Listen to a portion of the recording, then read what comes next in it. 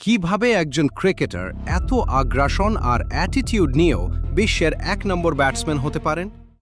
Ricky Ponting Australian ক্রিকেটের সেই তথাকথিত ভিলেন, যাকে ছাড়া আধুনিক ক্রিকেটের ইতিহাস অসম্পূর্ণ।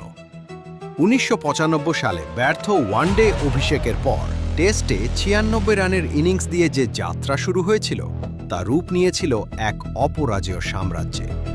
টানা ৩টি বিশ্বকাপ জয়, যার মধ্যে ২০০৩ ফাইনালের সেই ১৪০ রানের ইনিংস আজও ভারতীয় সমর্থকদের জন্য এক দুঃস্বপ্ন। পন্টিং মানেই ছিল জেতার জেদ, হোক সেটা ব্যাটে কিংবা স্ল্যাজিংয়ে।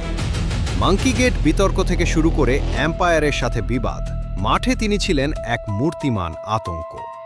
ক্যারিয়ারে ৭১টি সেঞ্চুরি আর ৪টি আইসিসি ট্রফি জেতা এই কিংবদন্তি অধিনায়ক কি বর্তমান যুগের কোহলি বা উইলিয়ামসনের চেয়েও বড় মেন্টর ছিলেন? আপনাদের কি মনে হয়, পন্টিং কি স্রেফ একজন আগ্রাসী ভিলেন ছিলেন নাকি সেরাদের সেরা? কমেন্টে জানান।